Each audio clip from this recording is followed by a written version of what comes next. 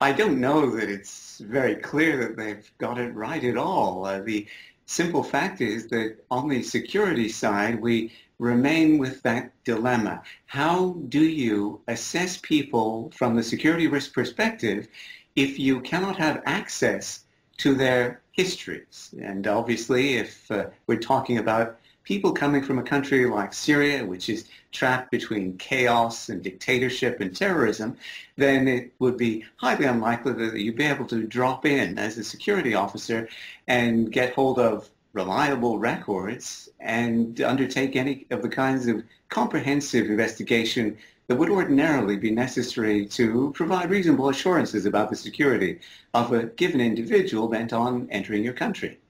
If the screening is sufficiently comprehensive on both levels, then that would be acceptable, but it does seem difficult to imagine that, at least as regards the security side, this would be plausible.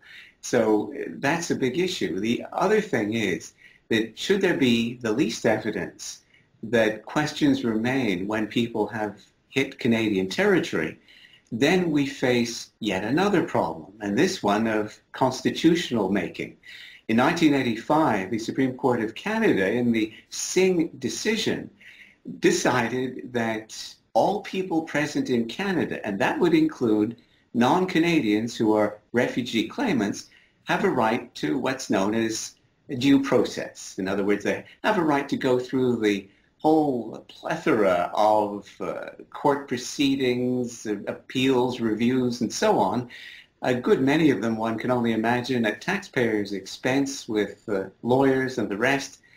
And one can only conceive of the cost of that, but above all, we know for a fact of the potential for the delays that can bring about. We've seen cases of individuals who, with no entitlement to remain in the country and being possible security threats, have been here for decades beyond their, shall we say, entitlement date.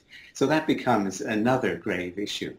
There is the issue, too, of course, of accommodation of some of these newcomers on military bases, primarily, as we understand it, in Quebec and Ontario. This raises issues relating to the comfort, needless to say, of these people, integration issues and so on.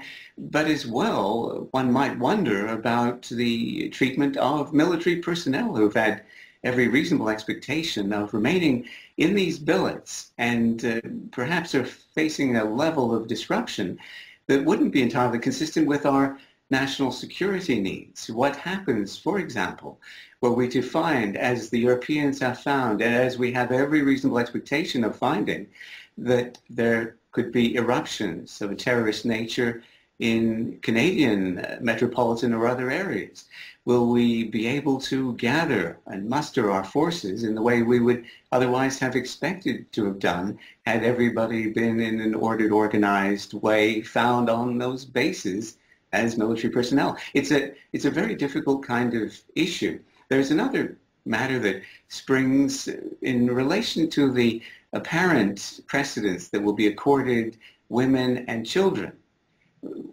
This has, I think, put many people at relative ease with regard to some of the security concerns. But it does ignore the insistent problems that have been found in the past where extremist ideology and even terrorism has been concerned. For example, we have seen that there's been no shortage of women involved in particularly Islamic extremist terrorism. Even recently, as we've seen in Europe, a suicide bombing attack. But well beyond that, as providers of material support, women have played a part as much in some ways as men might have, but also when it comes to indoctrinating third parties. We've seen cells of women in the West recruiting young women for service with terrorist groups in Syria.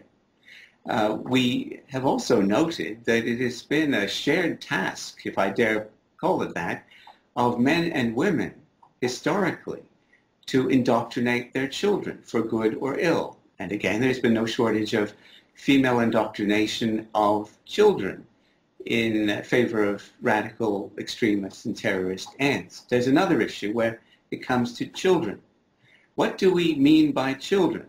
If we're talking about individuals of, say, 16 to 18 or 19, well, again, we've seen ample evidence of people of that age in the ranks of terrorists. Indeed, we have seen evidence of people below the age of 16 in those ranks. That's been part of the purpose of ISIS operations and indoctrination. So all of these are issues that come together with our basic inability to know precisely what had been going on in the lives of so many of the people who will be newcomers back in Syria before they came to Canada, as to raise further concerns.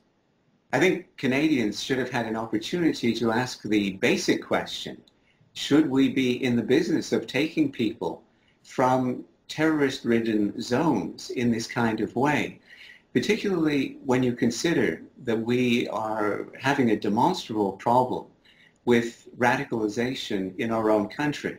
Indeed, the evidence for this proposition is painfully clear in the announcement not so long ago by the RCMP that they were having to divert fully 600 apparently highly specialized officers from important law enforcement tasks into the realm of counter-radicalization and counter-terrorism.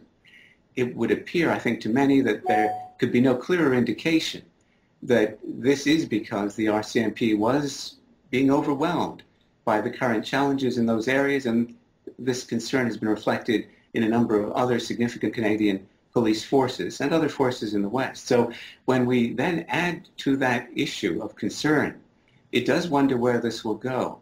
And when you then super add to that the questions about our capacity to have any understanding of those who may be non-violent extremists in their ideology and who may pass that ideology on to others who may not share their penchant for non-violence, you can see that the potential is huge. So one wonders how appropriate this was at all. Then you consider that the United Nations High Commissioner for Refugees is responsible for possibly 60 million refugee people in the world. And it raises further questions about the hierarchy we seem to have imposed on the situation and the privileged treatment accorded to some individuals who may or may not be as badly off, as unappealing as their conditions might be, as any number of others, including, say, victims of Boko Haram and other terrorist-type organizations.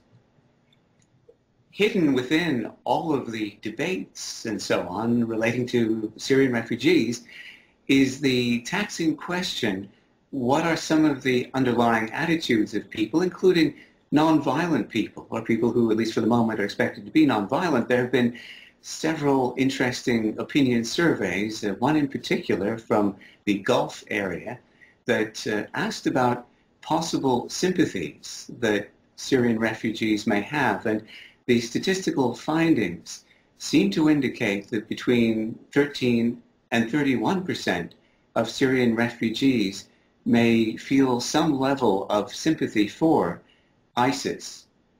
When you consider that, it does raise further questions, and there have been broader analyses that have suggested that perhaps Muslims in general may, from a percentage of about 10 and up, be sympathetic to various terrorist groups. Again, it's very difficult to interpret these things, but one thing that has caused some people pause when looking at the Syrian refugee attitudes vis-a-vis ISIS at, as I've said, between 13 and 31%, is that one can only then imagine what the total figure would be if you were to have added to that not simply ISIS, but also Al-Qaeda and al-Nusra. Maybe how about Hamas and Hezbollah? This is something that should cause us to reflect very carefully in good faith about the future stability of our own jurisdiction.